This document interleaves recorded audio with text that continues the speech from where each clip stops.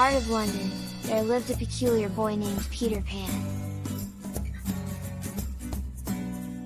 He was a mischievous and adventurous lad who refused to grow up, living in the enchanting realm of Neverland.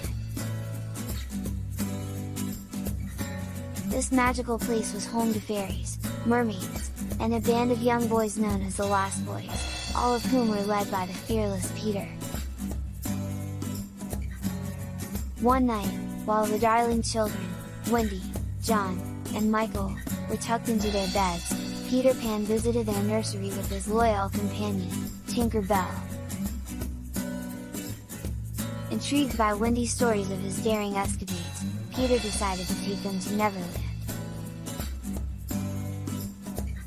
With a sprinkle of pixie dust, the children were whisked away, flying high above the rooftops and through the starry skies until they reached the wondrous island. Upon arriving in Neverland, the children were mesmerized by its beauty and mystery. They encountered the Lost Boys, a lively and playful bunch who had been brought to Neverland by Peter himself. The boys instantly took a liking to Wendy, as her nurturing nature made her the perfect mother figure they had longed for. As the days passed, the children had thrilling adventures in Neverland. They played with fairies, swam with mermaids, and explored secret caves and hidden treasures. Peter's infectious laughter echoed through the island, spreading joy and wonder wherever he went. Under his leadership, the Lost Boys became like a big, adventurous family. However, the idyllic life in Neverland was not without its challenges.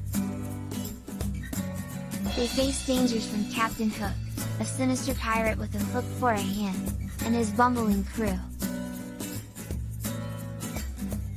Captain Hook sought revenge on Peter for his hand, which was lost to a ticking crocodile that constantly followed the captain, eager for another taste. As time went on, Wendy and her brothers began to feel homesick. As much as they loved Neverland, the thought of their parents and the comforts of home grew stronger. Wendy yearned for the warmth of her mother's embrace and the safety of her family. Peter, on the other hand, was terrified of growing up. He feared that adulthood would strip him of his carefree spirit and childlike wonder. He was convinced that he would lose his ability to fly and his connection to the magical world of Neverland. One night, when the Lost Boys and Wendy were asleep, Captain Hook launched a treacherous attack on the hideout. The children were captured, and only Peter could save them. Driven by love and bravery, Peter faced Captain Hook in a fierce battle, ultimately emerging victorious. With the pirate threat vanquished, the children were safe, but Wendy knew it was time to return home. She expressed her love and gratitude to Peter, promising to visit him in her dreams. Peter, though heartbroken, understood Wendy's decision and embraced her with a bittersweet farewell. As the darling children flew back to London, Peter Pan stood on the shores of Neverland, watching them disappear into the night.